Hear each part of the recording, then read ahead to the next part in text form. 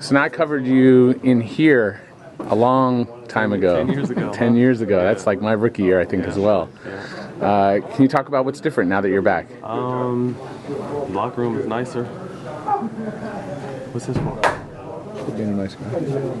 Wow. Where's my That's cut? my wife, your wife. Okay. In China, she bought this is to 35. me. Yeah, any money your wife owes comes to me. Going It's to probably you. my money anyway. You want a bet or something. It's probably my money anyway. It's nicer locker room.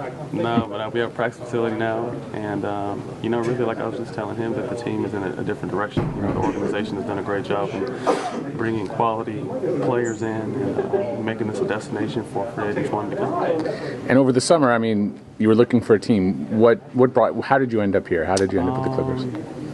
I worked out at the Clippers facility when they were having open runs, and Chris thought I was a Lakers still, and we kind of were talking about that, and I told him I was a free agent, and he was just like, oh, well, you need to come here.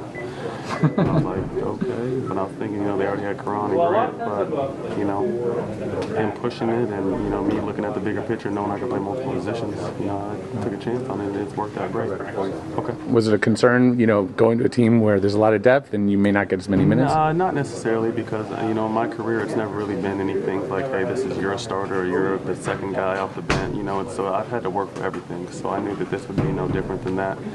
And, really, when I talked to Vinny, I just, asked for an opportunity. I didn't need anything promised to me. I just asked for an opportunity to compete, and he's given me that, and it's worked out well. Now, I communicate with Clipper fans, I communicate with Laker fans, and there was some initial reluctance from the Clipper fans because of some static perhaps that was perceived with you and Blake. But now that they've got a chance to know you a little bit, see you play, I've seen kind of a real 180. So yeah, well, Blake and I are good, and I think I'm the kind of person where people hate to play against me but love to play with me type of situation. And like I said, fans are going to be fans. I think it's their job. You're not a good fan if you don't talk trash to other people and hate other teams. So I expect that. We just like them to understand that it's a business. And when they really try to start getting personal, that's when it bothers me. But besides, if they understand it's a business and it's part of the game, it is what it is. If there's one thing, and this is the last question, if there's one thing that the Clippers have to do this year to succeed, what would that be? Play defense.